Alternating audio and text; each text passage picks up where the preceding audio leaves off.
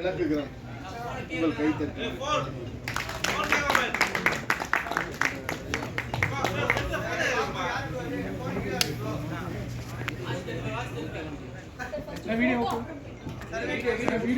Trailer மற்றும் இசை வெளியீடு போது பத்திரிகையாளர்கள் முன்னிலையில் லட்சுமிகாந்தன் கொலை வழக்கு படத்தோட இசை வெளியீட்டு விழா நடைபெறுகிறது. தேங்க்யூ.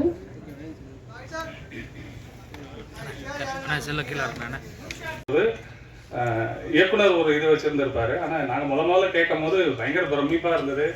அவ்வளோ அழகாக இருந்தது. இந்த படத்தோட எல்லா பாடல்களும் பார்த்தீங்கன்னா ஆல்ரெடி அவர்கிட்ட கவிதையை கொடுத்துட்டு அதுக்கப்புறம் அதுக்கு இசையமைக்க சொன்ன பாடல்கள், அதை வந்து இப்படி ஒவ்வொரு பாடலும் ஒவ்வொரு எமோஷன் பேசுது. அது அவ்வளோ அற்புதமாக பண்ணியிருக்கிறாரு. இந்த படத்தோட பயங்கர ஸ்ட்ராங்கே வந்து எனக்கு வந்து சாரும் ஒத்துப்பாரு, தயால் சாரும்.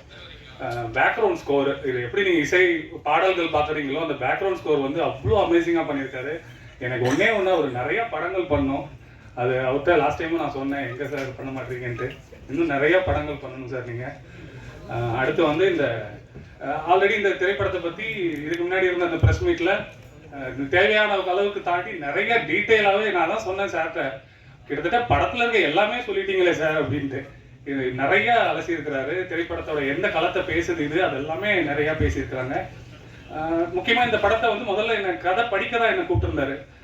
என்ன பேசினாரு, இந்த மாதிரி உங்கள் திரைப்படத்தை பற்றி பேசினாரு. அவர் யாருங்கன்னா கன்னடத்தில் பெரிய இயக்குனருங்க, ஒரு 20 படத்துக்கு மேலே எடுத்திருக்காரு. கொன்றால் பாவங்கிற படம் இங்கே எடுக்கிறாரு. அப்போ அவரை பற்றி விசாரிக்கும் போது அவர் விழுப்புரம் தெரிஞ்சது. விழுப்புரத்துலேருந்து போய் ஒருத்தர் பெங்களூர் போய் கன்னடத்தில் 20 படம் எடுத்திருக்காரு. அப்படி தான் தேட ஆரம்பித்தேன் அவரை. அதுக்கப்புறம் தான் நான் கனெக்ட் ஆனோம். முக்கியமாக இந்த கதை படிக்கிறப்போ ஏன்னா காலகாலமாக நம்ம சென்னை, மதுரை, கோயம்புத்தூர் இப்படிலாம் வந்து நிறைய திரைப்படங்களை வந்து பேசுகிறோம் அந்த களத்தை. ஆனால் எனக்கு வந்து ஒரு கடலூர், விழுப்புரம், ஒரு திட்டக்குடி, கள்ளக்குறிச்சி, வேலூர், திருவண்ணாமலை இப்படி பேசுகிற கதைகள் வந்து ரொம்ப அபூர்வமாகவே இருக்கு. அதில் வந்து இந்த கதையை படிக்க ஆரம்பிக்கும் போதே அந்த களத்துலேருந்து நான் போகும்போது அது எனக்கு இன்னும் எனக்கு வந்து பயங்கர ரொம்ப ரொம்ப இதாக ஈடுபாடாக இருந்துச்சு. அதுக்கப்புறம் இந்த கதை பேசுகிற களம் அது வந்து இது எந்த இடத்துலையும் வந்து பிரச்சார நெடியா வந்து மாறாம அதை எப்படி வந்து அதை அணுகணுங்கிறத ரொம்ப சரியா அணுகிருக்காரு. எனக்கு எடுத்த கான்வர்சேஷனே பார்த்தீங்கன்னா இதுக்கு அதோட மேல வந்து பாண்டே சார் ஃபர்ஸ்டே சொன்னார். அவரு சார் இது யார் சார் நடிக்கிறா, போலீஸ் ரங்கராஜன் பாண்டே நடிக்கிறாரு அப்படின்னு. 2வது அம்மா பாட்டு அண்ட் அந்த பாட்டு இவ்வளோ அழகா கொடுத்ததுக்கு சார் தேங்க்யூ. அண்ட் அது அவ்வளோ அழகா இருக்குன்னு Siva sir thank you so much. I'm elated actually. அப்புறம் ஓகே, இன்னைக்கு சொல்லிட்டாங்க, இன்னைக்கு விழாவின் ஃபோக்கஸே பாண்டே சார் தான் சொல்லியிருக்காங்க. அதனால I will also come to that. First day என்னோட காம்பினேஷனே அவர் கூட தான். ஸோ அங்கே போய் இறங்கிட்டு தான் எனக்கு இவர் தான் பண்ணுறாரு அப்படின்னும் போது இவரை நம்ம ஒரு கண்ணோட்டத்தில் பார்த்துருப்போம். எனக்கு அது வந்து ஒரு கோ ஆக்டராக எனக்கு வந்து எப்படி இருக்கும், அந்த கிவ் அண்ட் டேக் எப்படி போகும், இப்படியெல்லாம் எனக்கு பல கொஸ்டின்ஸ் இருந்தது. பட் ஆனால் ஆக்ஷன் சொன்னோன்னே வேறு லெவலில் அப்படியே ஒரு ஃப்ளோவில் வந்துட்டார் அவர். எனக்கு அந்த ஃபீலே வரல, இவர் கூட தான் நடிக்கிறோம் அப்படிங்கிற மாதிரி. இன்னொரு சக நடிகர் கூட நடிக்கிற அந்த ஃபீல்லே அப்படி போயிடுச்சு. So sir you did a fabulous job sir. So to all the media friends, இந்த படத்தை சக்ஸஸ் ஆக்கி கொடுங்க ப்ளீஸ். நீங்கள் எல்லாம் அதை பற்றி நல்லா எழுதி எல்லா இடத்துக்கும் அதை கொண்டு போய் சேர்க்கணும். இது ஒரு ரிக்வெஸ்ட்டாக வைக்கிறேன். Thank you so much. ரொம்ப நல்லா இருந்துச்சு. அடுத்த வழக்கம் போல் தயால் சாரை பற்றி தான் பேசணும். ரொம்ப பிளான்டாக ரொம்ப கரெக்டாக இருக்குன்னு நம்ம சொன்ன விஷயந்தான். இது எல்லாத்தையும் தாண்டி இந்த ப்ரோக்ராம் ஃபாலோ பண்ணுறதுக்குள்ள நடிகர்களை வந்து எல்லாத்தையுமே கூப்பிடுறது, இன்வைட் பண்ணுறதுக்குள்ள அது வந்து ஒரு ப்ரொடக்ஷன் மேனேஜர் கூட இவ்வளவு சின்சியராக ஃபாலோ பண்ணுவாங்களான்னு தெரியல. அவ்வளவு என்ன சொல்கிறது, இது மாதிரி குரல்லாம் உடனே ஞாபகத்துக்கு வருது, அன்பிற்கு உண்டு அடைக்கும் நாள் அப்படிங்கிற மாதிரில. ஏன்னா நான் அதை படுத்து வச்சுமா ஒரே ஒரு நாள் தான் எனக்கு ஷூட்டிங்கு. ஆனால் அந்த ஒரு நாள் தாண்டி போன தடவை இங்கே இடையில பேசும்பொழுது அவர் வந்து எதிர்த்தரப்புலேருந்து அவங்களுடைய கஷ்டத்தை, அவங்களுடைய துயரத்தை பார்க்குறது எனக்கு ரொம்ப அபூர்வமாகவும் அது ரொம்ப இங்கே தேவணும்னு நினைக்கிறோன்னு ஒன்று பேசினார். அது சூப்பர். அது அப்புறம் எல்லாரும் சொல்கிற மாதிரி பாண்டியா சார் தான் இன்னைக்கு கண்டென்ட்டு அப்படின்னு ஒன்று சொல்லிட்டு இருக்காங்க. அதுதான் இல்லை நான் சொல்கிறேன். அதாவது இவங்க சொன்னாங்கல்ல, அங்கே வந்து சார் வந்து ரொம்ப இயல்பாக நடித்தார், நம்ம அவர் மேலே வேற ஒரு பார்வையோட பார்க்குறோம், ஆனால் வந்து இங்கே இருக்கும்போது இருந்தாருன்னு. அதனால தான் அவர் யார் மேலே ஏற்கனவே பயங்கர விமர்சனம்லாம் போகிறோம், அவங்களே அவரை கூப்பிட்டு மேடையில் கௌரவம் தான் பண்ணியிருக்காங்க. அது வந்து அதுதான் அவருடைய வெற்றி. ஏன்னா நடுநிலையாக நிறையா நல்ல விஷயங்களை பேசுகிற ஒரு முக்கியமான ஊடகவியலாளராக நிச்சயமாக நாங்கள் வர பார்க்குறோம். ஸோ அவர் இந்த படத்துக்கு இருக்கிறது பெரிய படமாக பார்க்குறோம். அப்புறம் கவிதாபுரை சாரோட ரைட்டிங்கு அது எப்பயுமே நல்லா தான் இருக்கும். அப்புறம் ஷான் சாரோட ப்ரொடக்ஷன், அப்புறம் சுப்பிரமணிய சிவாங்க அவர் இருக்கிறதுங்கிறது வந்து நம்ம எல்லாத்துக்குமே இந்த படத்துக்கே ஒரு பெருமையான கரெக்டு தானே, அப்படி ஆமாம் அப்படி ஒரு விஷயம் அது. அப்புறம் ப்ரொடியூசர் சாரோட நான் இந்த படம் இல்லாமல் டார்க் ரெட்டுன்னு இன்னொரு படம்னு நடிக்கிறேன். ஸோ நிறைய படங்கள் ஒரு தொடர்ந்து எடுக்கணும்.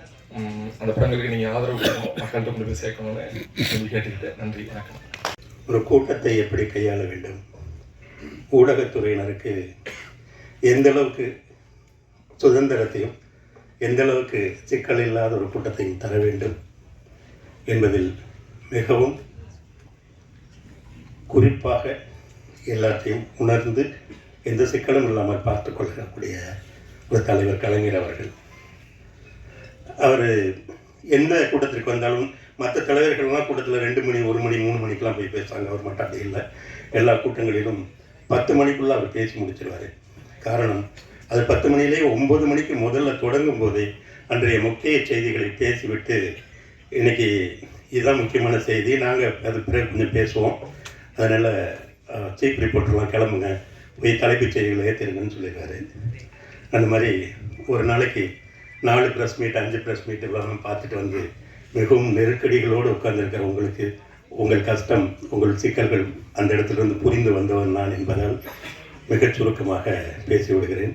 சுருக்கமாக பேசுகிறேங்கிறது தான் இவ்வளோ நீளமாக பேசியிருக்கேங்கிறது. அல்லது நீதிக்காக காத்திருக்கிற பொறுமை நமக்கு குறைந்திருக்கிறது. எந்த குற்றம் நடந்தாலும் நாம் விரும்புகிற நியாய தீர்ப்பு என்னென்னா, அவங்கள என்கவுண்டரில் போட்டுறணும் அப்படிங்கிறது தான் இன்றைக்கு மொத்த சமூகம் மொத்தம் நாடும் எதிர்பார்க்கிறது. அது என்கவுண்டர்னால் என்ன அப்படியெல்லாம் ஒன்றும் இல்லை. சாதாரண மாவுக்கட்டு கையும் காலையும் போட்டு போலீஸ் ஸ்டேஷனில் ஒருத்தர் வந்து அடுத்த நாள் மாவுக்கட்டை போட்டு கூட்டிகிட்டு வந்துட்டாங்கன்னா நமக்கு பாதி நீதி வென்று விட்டதாக நாம் நம்புகிறோம்.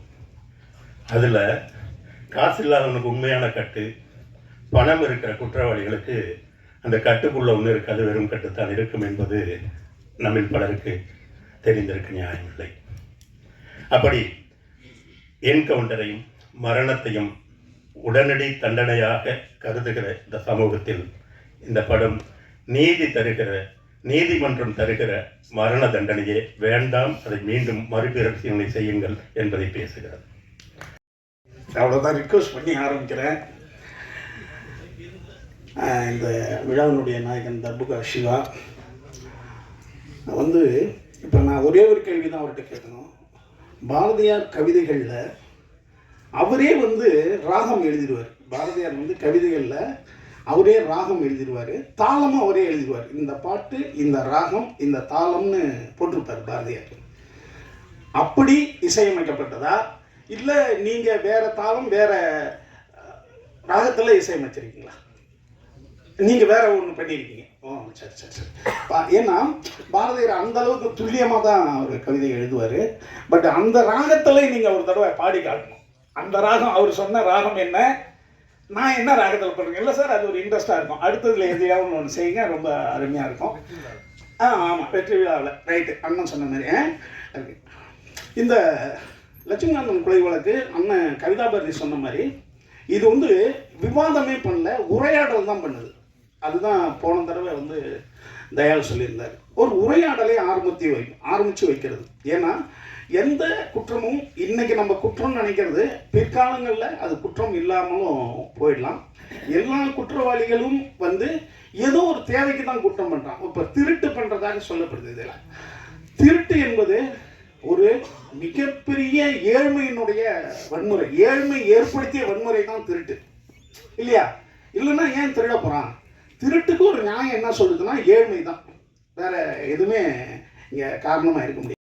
வந்தேன், உங்களுக்குலாம் கட் பண்ணுறதுக்கு ஈஸியாக இருக்கும் அப்படின்னு சொல்லிட்டு நடுவில் வேற தூக்கி வச்சா வந்து இப்போ வந்து தர்புகா சிவா வேற கட் பண்ண முடியாது, அவர் தான் அவர் வந்து மாட்டி விட்டாங்கன்னு. நான் அந்த விவரம் தெரிஞ்சேன். நான் எவ்வளோ வருஷம் இந்த வருஷத்தில் உட்காந்துருக்கேன், 27 வருஷமாக அந்த இடத்துல உட்காந்துருந்தேன்.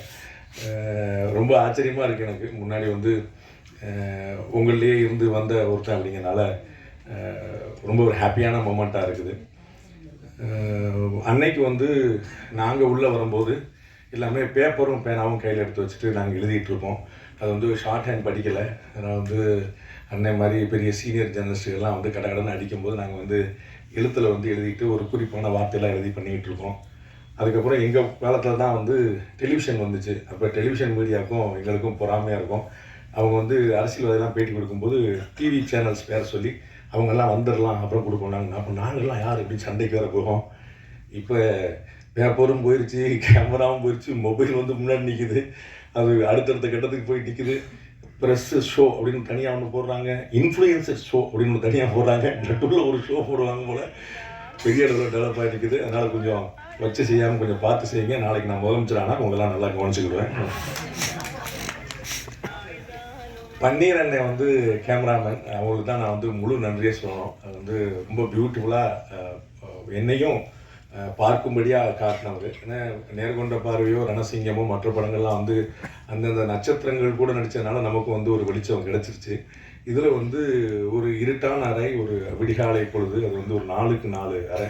அதில் வந்து எவ்வளோ தூரம் ஆங்கிள் வைக்க முடியுமோ நம்ம அண்ணன் சுருணை சிவானே சொன்ன மாதிரி வந்து அது ஒரு சிறை அறைக்குள்ளே நடக்கக்கூடிய ஒரு இடத்துல மொத்தம் 4 சோறு தான். அப்போ எவ்வளோ மல்டிபிள் ஃப்ரேம் வச்சா ஒரு வெரைட்டி கிடைக்கும் அப்படிங்கிறத வந்து பன்னீர் அண்ணன் வந்து படாத பாடுபட்டு எடுத்தாங்க. அது வந்து கிட்டத்தட்ட ஒரிஜினல் சிறையிலே எடுக்கப்பட்ட விஷயம். அது வந்து அண்ணனுடைய எக்ஸ்பீரியன்ஸை நான் வந்து அன்றைக்கி பார்த்தேன் கண் கூட. ரொம்ப மறக்க முடியாத ஒரு கேரக்டர், ரொம்ப இன்ட்ரெஸ்டிங்காக இருந்தது. கவிதா பாரதி அவர்கள் வந்து நிறையா சொன்னாங்க, வந்து நம்ம என்ன சொன்னாலும் நேர் எதிர நிற்பார் அப்படின்னு. நான் அவர் பக்கத்துலேயே தான் வரலன்றேன், அவர் தான் தள்ளி தள்ளி விடுறாரு. இன்றைக்கி கூட கடைசியில் அவர் பக்கத்தில் உட்காந்தேன், அவர் தான் தள்ளி விட்டு போய் நடுவில் போங்க, நடுவில் போங்க, மத்தியில் போங்க, ஒன்றியத்துக்கு போங்க, அனுப்பி விடுறது பூரா அவங்க. அனுப்பி விட்டுட்டு நாங்கள் கடைசியில் இருக்கோம், அவர் பார்த்தீங்களா மத்தியில் இருக்காருன்னு சொல்கிறது அவங்க. ரெண்டும் அவங்க தான் சரி. நம்ம என்ன செய்யுது, நம்ம எங்கே போச்சுட்டாலும் போகிறோம், எங்கே வரச்சுட்டாலும் சொல்கிறோம், நம்ம வந்து அவ்வளோதான் பண்ணிகிட்டு இருக்கிறோம் வந்து. ஸோ அவங்க நினைக்கிற மாதிரி அப்படிலாம் ஒன்றும் பெரிய முரண்கள்லாம் ஒன்றும் கிடையாது. எங்கள் அண்ணன் அமீர் அண்ணன் அவங்களும் வந்து இதே மாதிரி வேறு ஒரு நேர்காணலில் சொல்லும்போது சொன்னாங்க, அண்ணன் கவிதா பாரதி பயன்படுத்திய வார்த்தையை தான் சொன்னாங்க. நாங்கள் கொள்கைன்னு வந்துட்டால் நாங்கள் எந்த நிலைப்பாடு எடுத்தாலும் அதுக்கு நேர் எதிர் நிலைப்பாடில் நிற்கிற ஒரு தம்பி பாண்டே.